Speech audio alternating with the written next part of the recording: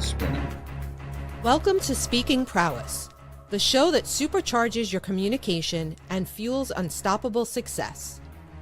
Sifu Rafael, visionary founder and world-renowned master instructor, elevates leaders into unforgettable communicators who command the room and inspire action. Alongside him is Scott Schilling, the authentic connector, a business growth expert with 40 years of experience, empowering audiences to rise higher, succeed faster, and thrive with purpose. Together they bring you the strategies, insights, and inspiration to amplify your voice, expand your influence, and unlock your true potential.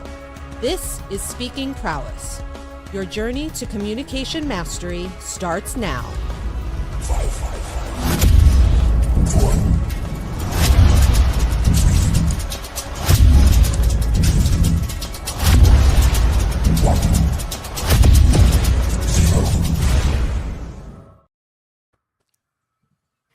And here we are for Speaking Prowess. I'm Scott Schilling. I'm your host today with my co-host, Jaclyn, because Sifu is doing all sorts of fun stuff. And we're going to have a fabulous show because Deborah Mallow is here as well. Welcome, everybody. Thanks for being here. So great to be here. So great. We're gonna have some fun. We're gonna talk about leaping into joy while turning chaos into clarity and connection. So we should probably take this a step at a time. How do we leap into joy? What a great time of year to do that. Deborah, give us some of your genius. So it's always a choice, right? We could choose positive or negative. It's our mindset, and our mindset sets us free. And as I always say, Scott and Jaclyn, and I'm sure you feel the same, why not choose joy? Why choose to be miserable or go down rabbit holes when you don't have to? But that's not always so easy, right? But step by step, little steps at a time, if we choose to, we can actually choose joy. And connection, and we'll get there next. Connection is a whole part of that, because if you choose a positive community that lifts you up, like these two people that I'm with, yay, right. You have more chance to choose joy. Awesome. Jaclyn, what are your thoughts? You know, first of all, I love what Deborah just said, and I have a saying that I say a lot, which is your vibe attracts your tribe, right? Yes. And it's to me, as you said, Deborah, you have a choice to be joyful or to be positive or to determine how you want to react to something. And I'll share. Yesterday, I got an email from my business partner, and it was a trigger. Like it was like, and I first reacted, and then I took a step back and I slept on it. And this morning, I'm like, no, let's turn this into a positive. You always have to figure out a way to flip the switch. Yes. Take a step and like breathe and think, okay, what can I do to turn this positive, not be negative, and not be angry or stick my middle finger up at them because I'm angry and pissed, right? Right? And how do we turn it into joy? Because then that's going to also reflect back onto how they react back to you, and it creates that a better relationship, so that then obviously going back to the next part of it, right? That chaos that's been created by some reaction and trigger, you can then get clarity on and then make a deeper connection. Absolutely. This is an intriguing topic because my life purpose statement, which I've had for many years, to inspire and empower others to serve humanity through living their life's purpose in spirit, love, and joy. Mm-hmm. Now, isn't it interesting that wrapped up my life purpose statement, but there were a lot of years to inspire and empower others. That's everybody listening here. That's you too. That's me as well. To live our life's purpose, serving humanity in spirit, closer to God than I've ever been. Love my wife, my family, my friends more than I ever have. Joy. I've had fun. Was I really enjoy?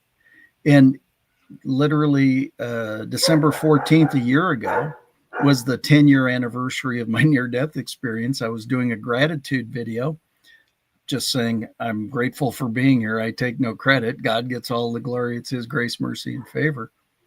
But all of a sudden I was looking at myself. I said, man, I should probably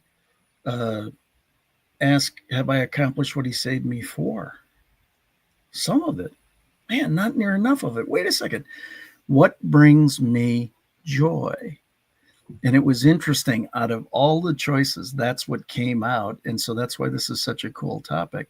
Joy for me is when you share a piece of information that you can see land. You know, you see the flash in somebody's eyes, and you know you improve their life for the rest of their life. That's joy to me. Deborah, how would you describe it? Joy to me, it's so many different things that actually get me excited. I think of joy as being excited, living in the present, and just being at one with myself, content, fulfilled, happy.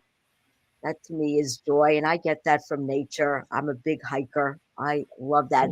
Those endorphin boosting things that you can do. I'm very creative. I'm an artist also, and that brings me joy. Being with people brings me joy. I love connection, but I really like positive people. I do try to help others, but again, it's their choice. I realize I can't control others, but there are so many, being with my family, my husband, my son, my mom, who's 91 years old, and she's amazing. She's full of joy. I mean, it's just amazing what she's accomplished in her life. I mean, just seeing other people do well. You know, some people are jealous of me. I love seeing other people do well. I want to understand how. I'm so curious. That brings joy. So not to belabor this, I think we can all find joy in so many different places if we're open to it and we choose it. That's how I feel. I think that's spot on. Jaclyn, how about you? You know what? First of all, Deborah, you and I need to go hiking. I live in Reno, Nevada. I am a massive hiker. I love hiking all the time.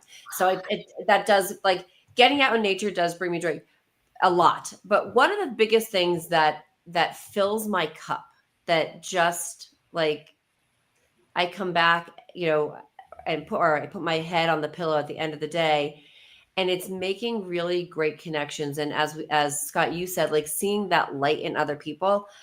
I could be super exhausted, and then I go out, and I might not want to be going out, but I'll go out and I'll make connections. I'll network. I'll be meeting people. I'll make other people connections. And I'm lit up. It just makes my heart sing to connect with other people and make other connections for people. And, part of my mission is, to empower people to have that unstoppable success and to leap to their greatest self. And that is, and really helping people see their light and see their superpowers and bring that out in people. I love doing that. And it's just so exciting to see, and and for me, I have 2 kids, and seeing them succeed is also, it's such a great joy, and then seeing others, as you said, I think it's difficult. And I will be the first to tell you, for a really long period of time in how I grew up, seeing other people's success, I was jealous. I was that person. But then I realized, I want to celebrate them, and I want to learn from them. Yeah. And there was, again, that switch, and you're like, oh my God, I love it. I want to, celebrate their wins. And, again, all of those things just bring joy. When you see other people succeed, it's so awesome. And if you have a little bit of a part in it, or if you've done something, made a connection for them, you're like, yeah, right? Yes, it's how very much so. As you were saying that, I have this challenge in my life. I become very verklempt when I see somebody who's really achieved something. I love watching. My wife and I will watch, like, The Biggest Loser, or pick pick something where somebody has now achieved something that they've been challenged with for an extended period of time, but now they overcome it. And they'll be telling the story and doing the different things. And us and my wife will look over and she goes, "Are you crying?" I said, Yes. "No, it's allergies. Come on. It's the trees, Right. but it is. It just so hits your heart, It I mean, does. it's so cool from that side. Or some of those commercials, right? Like some of the commercials are like, Exactly. oh my Yeah. God, why am I crying? Yeah, no. They Well, I learn won't go to do quite it. that far on commercials, but I know. I so admit it. okay, so now, Deborah, let's go to the next portion of turning chaos into clarity and connection. Well, how do we go about doing that? We live in such a me, now world. People are unfortunately tend to get caught up in themselves. How do we cut through that chaos and bring some clarity and connection to it all? And it's so interesting. I'm not trying to sell myself, but honestly, I wrote a book called 6 Steps to Fewer Days That Suck. And it was really trying to figure out, and everything you're talking about, I have in my book because I agree with everything both of you were saying and how to feel joyous and other people seeing their success. You understand that you can reach whatever potential you want to. So honestly, working through all these things to find more balance in my life, not to push myself to extremes or focus on the one thing that didn't meet my expectations, not on all the 10 wonderful things I did in a day, and not to let myself chaos, because you could see chaos from the outside world and chaos from inside our brains. And I tried to, one, deal with that chaos inside our minds, meaning that we worry, fear, negative thoughts, other people judgment, other people's success, maybe whatever it might be, that chaos in your mind is learning to calm that and find joy. And I say it's not about forcing positivity. It's about approaching life differently. And once you internalize the joy, you get rid of all those negative emotions inside your head, body, whatever, wherever it is within us. That's when, and you all said this too, that's when we can be better for other people. And the outside world, it'll always be spinning. It'll never be perfect. But being able to navigate in that world and come at it with a sense of calm. You talked about not reacting. I say respond, don't Right. react, pause, take a moment and figure out what's going to serve you best. Because when you accept yourself, when you're kind to yourself, chances are you're going to be kinder to the outside world. And at least, hopefully, you can calm certain parts of it, at least that we have to deal with. So I focus on the inner chaos and fix that to be able to deal with the outside chaos. If that makes sense to you, it made sense to me. Well, it does make sense. Jaclyn, what are your thoughts? So it's funny. A lot of this for when that chaos, it's charting your true north. And there's a workbook that I co-authored with a friend, a gentleman he's actually in Australia. And it's a workbook on leadership, but the chaos and where I think about the chaos is that a lot of times we start going through life and maybe we have our plan of what we want, and somewhere along the way we forget.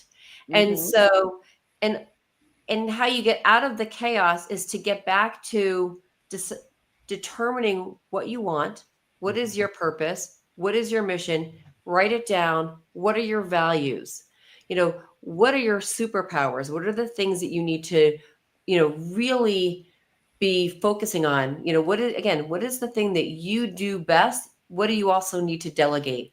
But if you can know what your purpose and your mission is, and and the goals that you want to set to reach that, then it's going to give you clarity and take the chaos that you have, and you can help put it into buckets and help you kind of streamline what you're doing. And I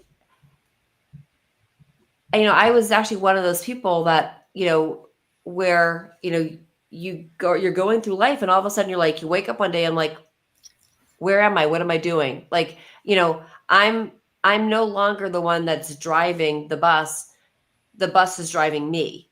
And you want to switch it back. You want to get to where you're the one that's driving your existence and what you are doing. And it's one of the things that I work with a lot of my clients on, is also like being purposeful in your actions that you are doing, so that you can, not that I want to say be boring, but that you can take all the craziness and decide what pieces that you really want to keep, what do you want to ditch, or what do you want to be like, okay, that's not serving me, Right. and get rid of it, right? So, to put clarity in the chaos, you have to know what you want to do, and you need to know your mission and your purpose. That almost sounds like having a plan. Oh my goodness. Yeah. Oh God. Kind of. Maybe-ish. Yeah, You have to be exactly. flexible with the plan, I think. Otherwise, you're too hard on yourself, right? Yeah, very much so. Well, it's interesting with what you both said. I mean, a lot of thoughts popped up. It's interesting. I spoke at a online summit a couple of days ago, and we were talking about really striving for ease and grace. Yeah. And it's interesting how what you were saying, Deborah, that technically the reticular activation system will find whatever it is you're looking for. And so, if you in fact choose joy and not chaos, but Jaclyn, it comes through clarity, right? You have to know what you're looking for. I learned this lesson so many years ago as a young sales guy, walking through a furniture and appliance store with the owner. He said, "We're going to find every missing button on every couch on the floor." And I said, "How are we going to do that?" He said, "We're going to look for them." And I said, "You're kidding me, right?" And he goes, "No." And he said, "Program your mind to find the ones that are missing." And we literally walked a couple 100,000 square foot store, and were able to identify the ones that were missing buttons. It just shows you the power of the mind and what can happen when you really choose. You have that clarity of what you're looking for, and then you put the power that's been built in all of us to go out and search for it. It's really amazing. Focus. So love that idea. How about the connection side, Deborah? How do we get there through it all? And connection to yourself, because it's like everything. It starts with us, and if we're connected, we're grounded, we're feeling good. And yes, nothing will ever be perfect. I understand that, but I try to think of baseline. So you feel good, you're connected with yourself, you accept yourself. Then it's much easier to make connections with others. People want to be with people that lift them up, make them feel good. And connection, community is just such a wonderful part of life. It's an endorphin booster. And human beings, just naturally, we crave other people. Yes, we need our solitude. It's good to have time to reflect and downtime, but we crave that human connection. So figuring out the best way to do that. And it's funny how we've all been in sales at some point in our lives. And that relationship, that connection, that sparks joy, especially when, like Scott said, and you said, Jaclyn, when you see that you're making that connection and they're feeding into what you're talking about, and you have a relationship and everything, it makes you feel good. Why? because we all want to be cared about and loved. So when you think of it that way, that's how I see connection with ourselves, with others, because human beings crave that. So being our best selves, I just think it makes life easier to be able to connect with people, not to be so self-conscious, not to worry about judgment and all those other things. Are we good enough? All that stuff to be able to put aside and just be present in the moment and connect. Love that. Yeah, that is so true. Jaclyn, what are your keys to connection? One of the biggest things I think for the keys to connection is to, as Deborah was just saying, you have to like and feel comfortable with yourself. And if you're going to walk into a room, you have to leave the baggage behind. Whatever happened to you that day, that morning, that night, whatever, you've got to walk in almost like clean, with a smile on your face, feeling that you are, that smile is going to attract. But when you have people that walk in and they're bringing all the baggage from their day and they're just pouting down, you can feel the negative energy, right? So again, you have to be feeling good here, here in your heart, and you have to feel like that you're walking in, with a smile and feeling that you want to attract. And that's going to help other people connect, because again, you're going to, people are going to want to be connected to somebody who makes them feel good. If you're the person that's just complaining all the time, or like you're like complaining about your boss or complaining about this or whatever, people are going to be like, oh, I don't want to talk to her or him, whatever. Right. And so, right. Like it's not your, how you connect with people. Again, that clarity of who you are and being able to put that smile on your face is going to have other people connect, and you're going to be able to make connections. And then you're also being able to not think about you. It's always about the other person, right? So it's not about how, how can you bring out the best in others? How can you ask the right questions? How can you, be that person that's pulling out information? Because people want to, that whole know, like, and trust. Yes. People want to feel like they, they're going to feel like they know you because you've asked them 1,000 questions about them. Right. Exactly. And, so that's what, that connection has to be where you feel comfortable be able to do that too. Yeah. Totally. In fact, I'm going to play a little video here to show you something about a little bit of a connection. The city never sleeps, and neither do the dreamers who build its pulse. From every corner of the globe they come. Visionaries, creators, leaders, each carrying a spark ready to ignite the world. This is not an event. It's a revolution of rhythm and reason. A symphony of minds. A movement of momentum.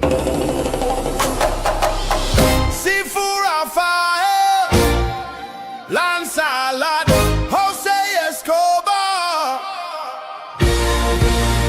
together they set the stage for brilliance. This is the NYC experience. Mastermind, light up the city. They coming from the east, coming from the west. Knowledge on deck, put the truth to the test. Leaders in motion, hearts in sync, dropping wisdom so deep it'll make you think. They bring stories, sweat and flame, different faces, one shared name. Elevation, that's the sound. NYC experience, mastermind, where purpose is found. I want to be dancing. Yeah, I know. Well, you're going to be there. You're going to be dancing. Yeah. You're I one of the might actually one time be able to make this one. I've always been traveling every time Sifu has something. So maybe this will be a good time. This looks great. You'll meet Jaclyn in person there. Yeah. This is connection is an amazing thing, and events like that, the NYC Experience Mastermind and everything, is really, the content side is fabulous. It's the only thing that you can say about it, but the connections, the non-content side is even better. I'm just sure. being able to hang with like-minded, like-hearted people that have great desire to provide benefit to the world, quite frankly. It doesn't have to be any harder than having a little desire, right? Right. Yeah. So, Deborah, again, as we talk about clarity and connection, give us your ninja move. What's your ninja move to create connection? Well, as you can tell, I smile a lot. So that's just something that's just a big part of me. But I just try to make people feel good. As Jaclyn has said, you ask them questions about themselves and you try to make the relationship, because there's could always be something that's relatable from our past, from our life, that relates to the other person. And that's what I always try to do is, like, even in sales, I never sold. I just made connections and relationships with people and made them feel good, because I love people. There wasn't a whole message behind what I was doing. I wasn't trying necessarily to just get anything. Sure, it was my job to sell and get the sale, but honestly, I wanted to do it authentically, my way. I wanted to be honest and just enjoy the moments. So that's the way that I make the connections with people. Just as myself, I'm very genuine. I was just on Good Day DC, and somebody saw it and texted me, just somebody that I know happened to see it. I guess they were Googling or something. And he said, you're as genuine on the camera as you are in real life. And when we know you, and that's what I want to be. That's who I want to be known for. And that's how I make connections with people. Just as myself, you can love me or not. That's your choice. But I want to be always showing up as me, as a kind, respectful, positive person that makes you feel good. Right. Yeah, that's a huge compliment that people are excited to know you as you. Right. That's very cool. So, Jaclyn, you're going to be speaking at that event. What genius are you going to bring to them there? So I'll give you a sneak peek. My topic is actually being the CEO of you, and how to be the CEO of you is also how you become the best leader. Yes. And so bringing a little bit of that to the stage, to talk about that. And and as Deborah just said, being authentic and being that person, it's people buy. I don't care what people say. First of all, every single human being, whether you are customer service, you're in the warehouse, you're all in sales. Everybody is a salesperson. And if you're a parent, you're in sales, because you've got to be like selling, whether or not, like, when you got that 3-year-old kid, oh, eat this, it's really great. Right. I mean, like, you got to sell stuff, like, and you may not realize it, but you're always selling. Everybody is always selling. But it's whether or not you think that you're selling. The person who thinks that they're selling is selling. The person who's building the relationship so that people can know, like, and trust them is not selling. They're building the relationship so that the person will actually want to buy from them, because people do buy from people that they like. Exactly. Right? They buy, what were you going to say? Yeah, the reality is selling is serving. One of the Right. things that I do in my trainings is really work to demystify the sales process. Selling is ultimately serving. People overcomplicate it. It's only 4 words: identify problem, provide solution. If somebody has a challenge or a problem in their life and you're presenting something that can improve that for them, that's a service. And how you frame the entire activity in your mind, it makes a big thing. And it's the same thing with the connections. As a sales professional, I don't ever want to sell you anything, Right. but I do always want you to buy a lot from me. Therefore, it's my responsibility to create that environment where you want what I have, because you can see the benefits you'll derive from it all. And I think that that's a big part in the connection side as well. People do business with those they trust. End of conversation. They date those they trust. They marry those they trust. They divorce those they no longer trust. And that's in personal life and professional life, Right. right? And so it comes down to trust. Now, the part that I share in virtually every presentation is that people take action when they're ready, not when you're ready. Yes. So by definition, you have to build trust ahead of when they're ready. And that's why I think the sleeping into joy and turning chaos into clarity and connection becomes so important, because you've got to build that trust. You've got to, if you truly want to connect, it's about laying the groundwork for trust. So, in how important do you think that is in the way you approach that clarity and connection, Deborah? I think it's all about trust. And as a New Yorker, I grew up here, I live here in Manhattan, I don't trust. It takes me a long time to trust someone. But what you were saying, my husband, I trust him no matter what. I mean, I just do. He's proven it to me. And exactly when you're selling or just in life, you want people to feel good about you, to feel that you're just want to help them. You genuinely care. And even if you don't know somebody that well, that feeling of caring, that compassion, empathy, people think compassion, empathy, which one? I sort of wrap them all together. I don't have that debate with myself, but I just think that people feel that from you. I know in my strength finder, one of my top strengths was empathy. And I thought that was fantastic, amongst other things, what I thought were really good qualities as well.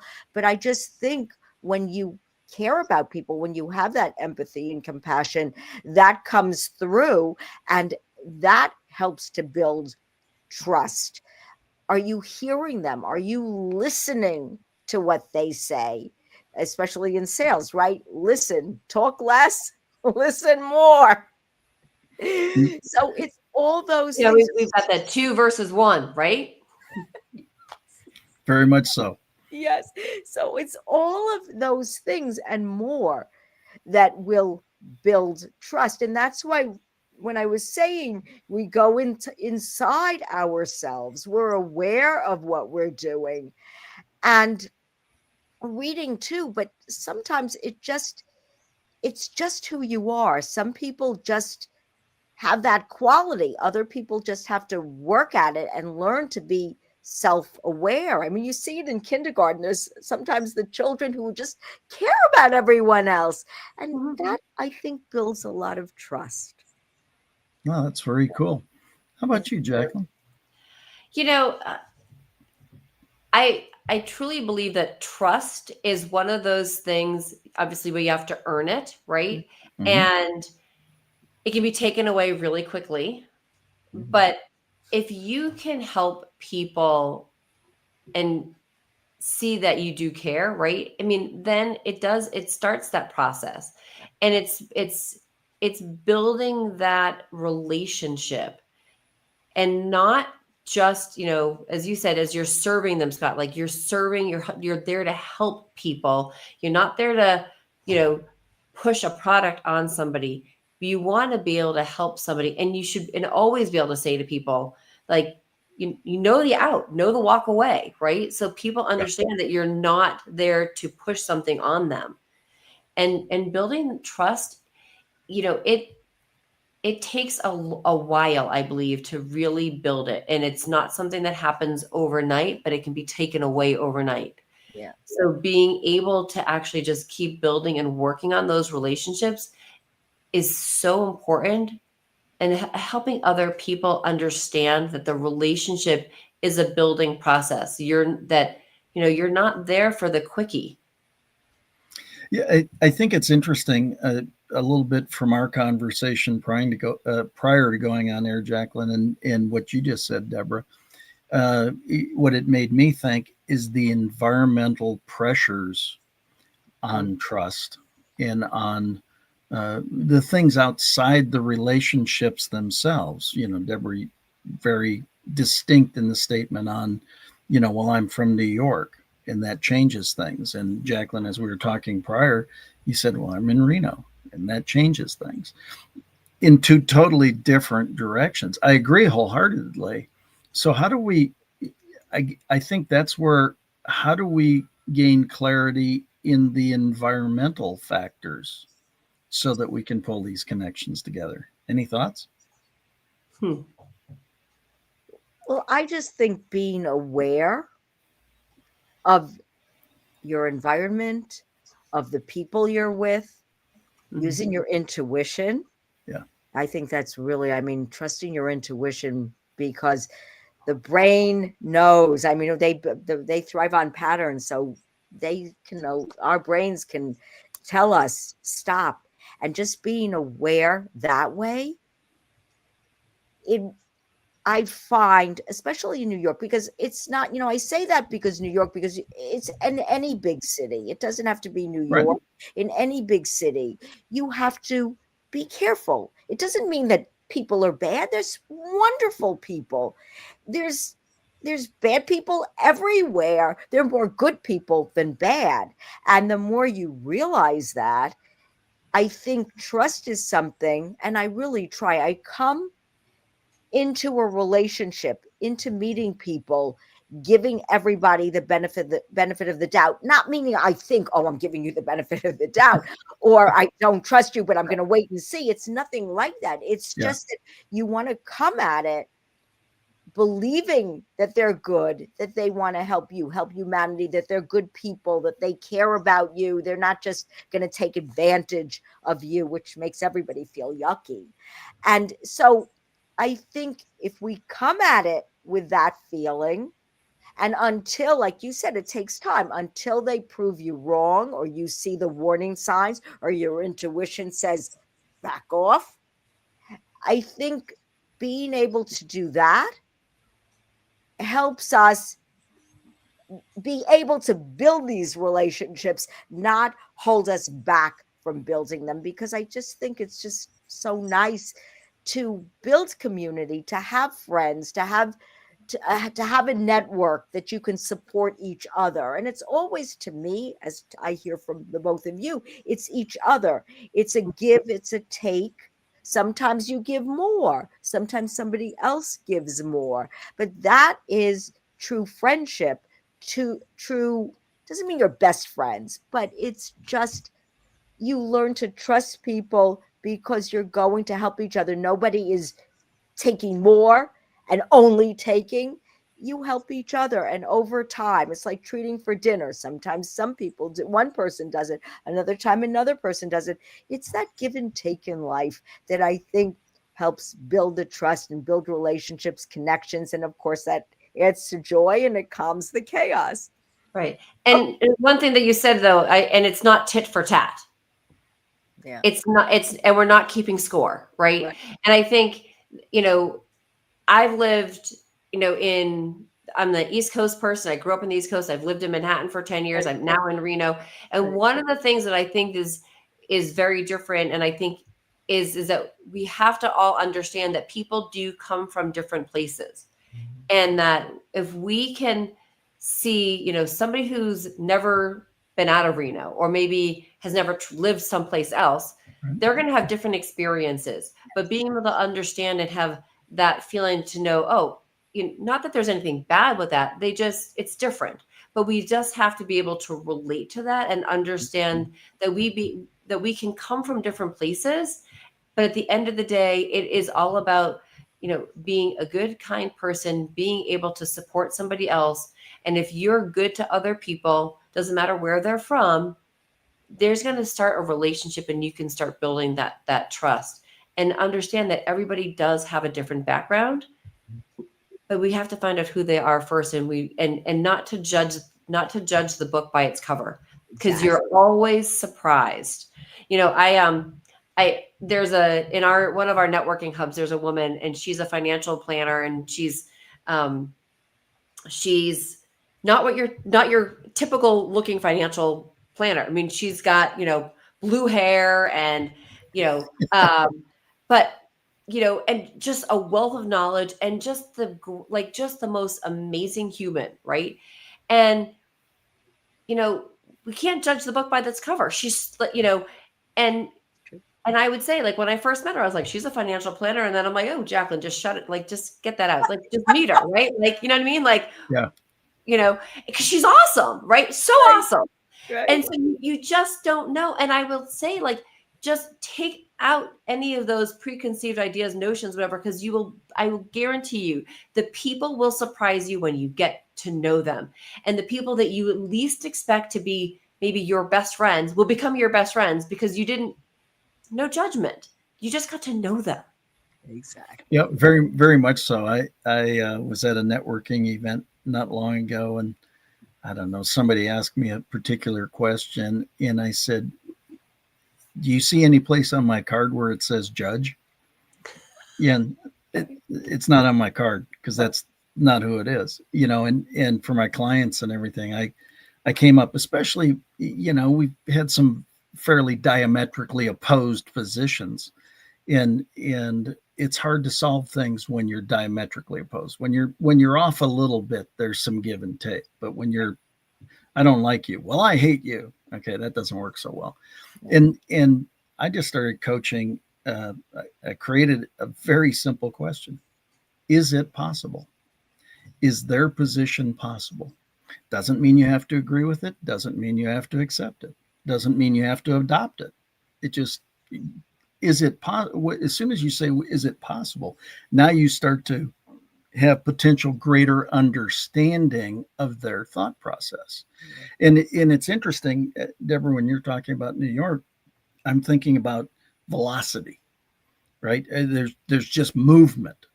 At least from my experience of being there. I've never lived there, but from my experience. And then Jaclyn, when you were talking about Reno, I'm thinking velocity, but it's a different, it's a slower. It's a sleepy velocity. Well, but it's interesting how when you take things like velocity differences, pace of energy, all the different things, it doesn't make it one better or one less better.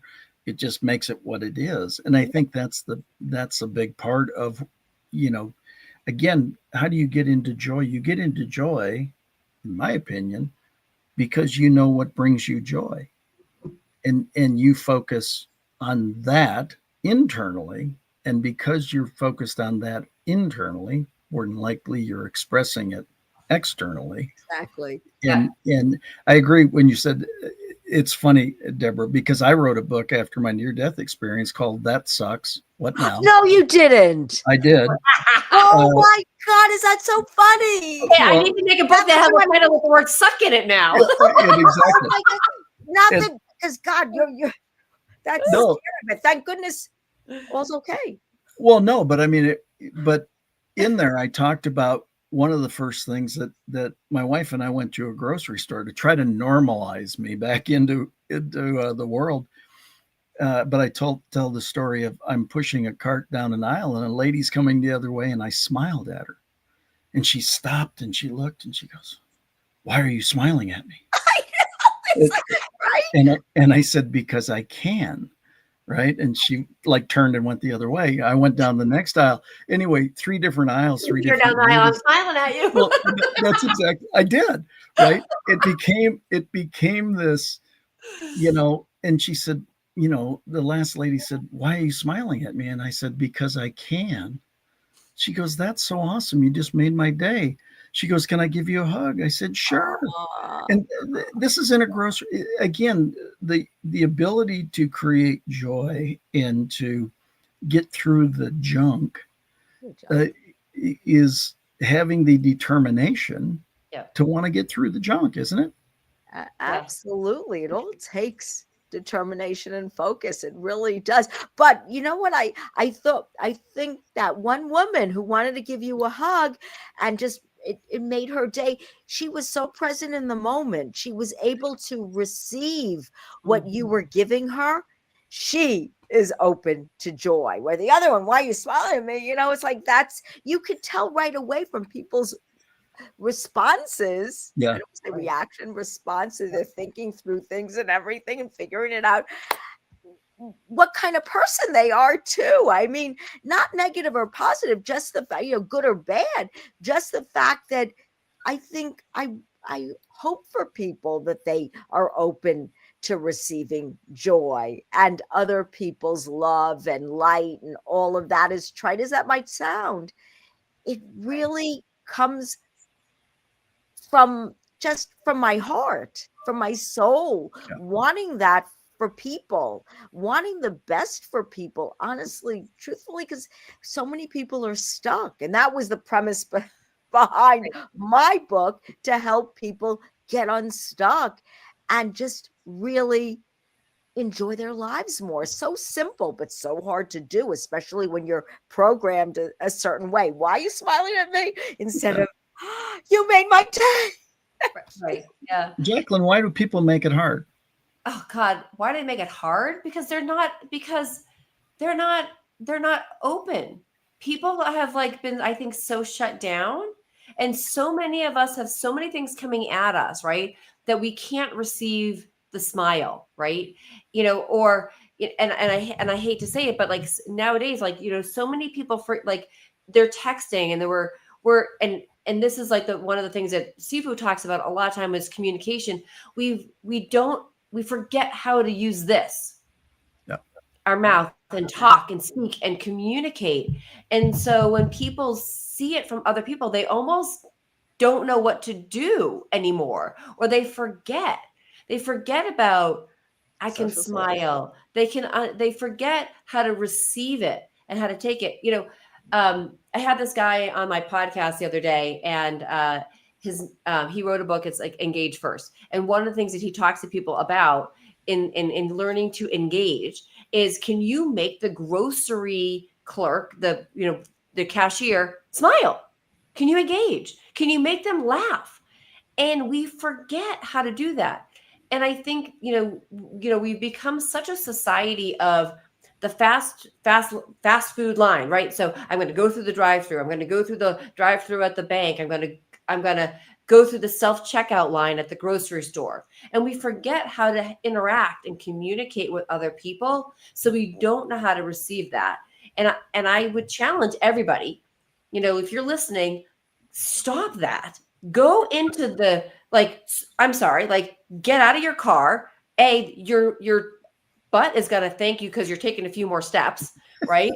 And you're going to go into the bank. You're going to go into the coffee place. You're going to go into the checkout and go to the grocery person and talk to them. Make their day. People want to connect. Connection. Right? They want to connect, and we forget how. And one of the things that, we were talking before, I will talk to anybody and everybody. And it's one of the things that my kids used to cringe at. We'd go into the grocery store and be like, who the freaking hell is mom going to talk to today? Or we'd leave and be like, Mom, why did you have to talk to the person at the deli counter?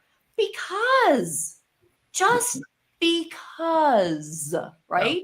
You can, because I can say hi, because I can say hello, because I can give them a smile and ask them, how's your day going? Hey, what are you buying? Oh, I've never tried that before. Make conversation. Exactly. And fast forward now, my son, who is just turned 18, and we were getting our flu shots. And this still makes me laugh so hard when I think about this. So he gets the flu shot, and he says he gets the poke, and he's normally the kid who cannot stand them because they hurt. And he's like, holy crap, you did such an amazing job. I didn't even feel it. And he starts spewing, right? Talking to the lady. I'm like, can I get my flu shot now, honey? Yeah. And he's learned from you. Right. He's learned. And we leave, and he goes, Mom, you've rubbed off. Oh, that's so awesome. Wonderful. My son too, the same. He's like, it's rubbed off. Right. But I think, because we've become such a society of not using our voice and not communicating and just, how many characters, 130 characters, right? that we forget how to actually receive and communicate. And I, again, I challenge everybody, take a step this week, right? Take a step and make an extra connection that you would not normally do, and smile at somebody. I'll give you something. Number one, I've done it for years and years and years, but I teach it all the time. How many times a day have people been conditioned to ask you how you doing? Or how many times do you hear how you doing? A lot. And so here's my answer 100% of the time. I'm fabulous and I'll get better. And it stops people down immediately. To all of a sudden, it changes their state because they've been conditioned to ask the question, how you doing? They don't really care and they aren't really listening. Right. But Exactly. as soon as you say, I'm fabulous and I'll get better, it stops them down. They turn and look, and the next thing they're going, what's better than fabulous? Well, it could be a variety of different things. Stupendous. But I'm planning on them happening later on. Oh, I wish I had your outlook. Well, I'll give it to you. You can have that outlook, right? And all of a sudden, this is where the connection and the clarity and the, having some joy, having fun with people. I'm pretty well convinced at this point that nobody wants to be around a grumpy Gus or a grumpy Gerda. They want to be around people who are having some fun, enjoying life. Why wouldn't you want the best out of life? You're going to live it until you're not. Right. So you might as well have some fun at it, don't you think? I totally agree. I think people forget the fun. They forget to skip, right? Yeah. They forget to have, go on the swing and or put their feet in the, on the ground, on the earth, and do those things that bring them joy, and but have fun, smile. Like, don't just keep doing, live. We have to be able to live our lives, not just be in our lives. Exactly. Present in the moment. And I do want to add, I always say, because when I go on podcasts or whatever, I say, we need to accept ourselves, give ourselves a hug, and smile. And I do that as my morning routine because I say smiling, and it's true. It's gifting happiness. Because when you smile, just by the nature of turning your lips up, you feel good. It's an endorphin booster. So by doing that, you spread that happiness to other people. So it's really very, very true. Everything you're talking about and everything we're talking about today. I mean, that's why I like to travel and see different things. I'm not talking about spending gobs of money on it, but just expose myself to different things, is because what Jaclyn was talking about too, you understand the differences, then you also see how similar we all are too. And it helps you also not just accept yourself for who you are and understand that you're doing the best you can, accept yourself for that, and we can always improve, but you learn to accept other people and meet them where they are. And then you can build trust and calm the chaos and connection and joy and all of that because of that. And that's, to me, a wonderful part of life. Deborah, I love, like when you say get up in the morning and you smile to yourself, and I'm like, okay, like challenge everybody, like smile to yourself. We've all, well, at least if you've taken a sales class or trained, whatever, like, what do they always say? Stand up before you make a phone call and smile, because the other person on the other end can see it. Not obviously really, they can't see it literally, but when you're smiling, it goes through the line and people can feel it. They can see, so if you're smiling, they're going to receive it. It's true. So smile before you pick up the phone, but do me a favor, do pick up the phone and actually make the phone call. Don't just text. Yeah, exactly. These things are technically called phones. Right. You can actually make a call on them, right? For sure. Yeah, like that whole thing, like you gotta touch someone, right? Exactly. This has been awesome. Deborah, give us about 45 seconds. How do people get a hold of you? How do they learn more about your genius and work with you? Well, you can connect with me through the Daily Decisions with an S.com. And there's all kinds of buttons to email me.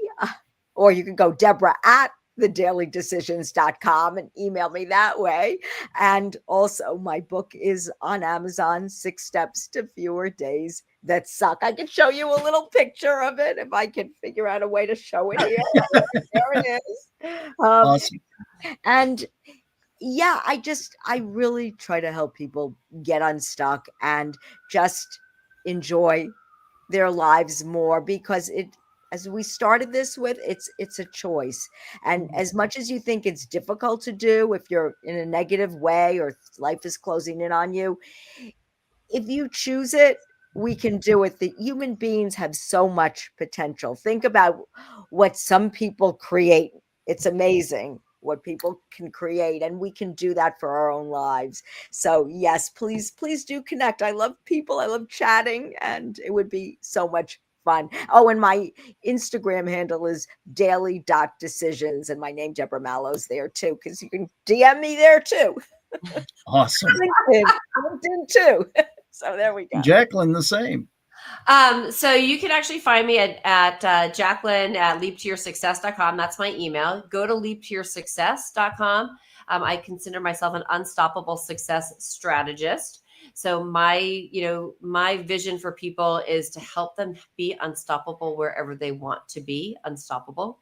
So you can find me also on all the socials, but on LinkedIn, it's always Jaclyn Strominger, or on Instagram, it's Jaclyn.Strominger. But find me, connect with me. You can find all the stuff there. And I really love to, I do like the same with Deborah. I love to connect with people, even just have, that quick 30-minute chat. You can grab one of those on my calendar off my website, but please do, reach out and connect, because that is probably one of the things that gives me, again, fills my cup when I have a quick call with somebody and we just start connecting. Awesome. Sounds great. I encourage all to do exactly that. I'm Scott Schilling. I do not hide well. My name is my website, scottschilling.com. My email is extremely clever. It's scott@scottschilling.com. So it's the exact same thing. Please reach out and let's connect. The world's a better place when people are connecting and having a little fun and goofing off. Deborah, thank you for being here. Jaclyn, thank you for being my co-host. Sifu, we miss you terribly. Yep. And travel safely, by the way. We'll go that way. And thanks all. We're going to wrap up the show right now with this little video. Or not. Okay. Well, then we'll just end the stream and go from there. Everybody have a fabulous rest of the day. God bless.